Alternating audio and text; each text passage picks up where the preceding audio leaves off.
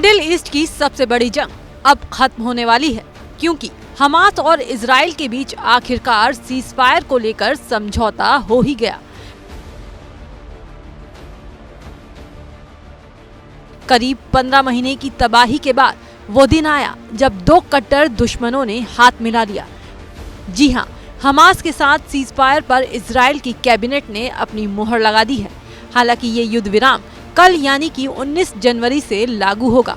जानकारी के मुताबिक 1.5 साल से चली आ रही दुनिया की सबसे बड़ी जंग को खत्म करने के लिए कतर की राजधानी दोहा में ये डील हुई, जिसका ऐलान कतर के प्रधानमंत्री शेख मोहम्मद बिन अब्दुल रहमान अल थानी ने 15 जनवरी 2025 को किया था।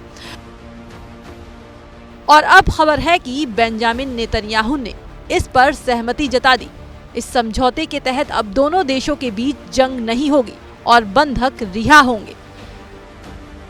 इजराइल के प्रधानमंत्री बेंजामिन नेतन्याहू के दफ्तर ने इसकी जानकारी देते हुए बताया कि इजरायली कैबिनेट ने समझौते को हरी झंडी दे दी है, जिसमें 6 हफ्ते के युद्ध विराम की बात कही गई है।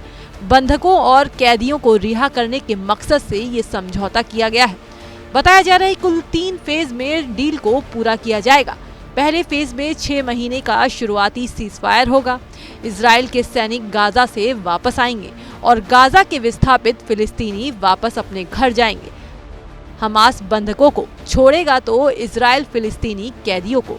दूसरे फेज में एक बार फिर दोनों पक्ष बैठेंगे और बचे हुए बंधकों और कैदियों की रिहाई पर बातचीत होगी।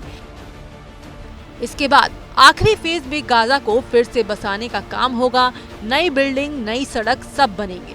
लेकिन सवाल यह है कि आखिर हमास के साथ युद्ध विराम के लिए इजराइल कैसे मान गया? किन शर्तों पर गाजा को लेकर दोनों के बीच डील हुई? युद्ध विराम के बाद गाजा पर अब किसका राज होगा?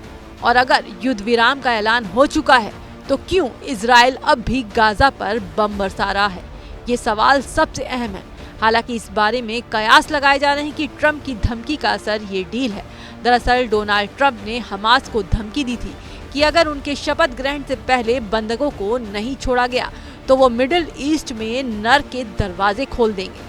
ये भी कहा जा रहा है कि अमेरिका, मिस्र और कतर ने इसमें मध्यस्थता की भूमिका निभाई है।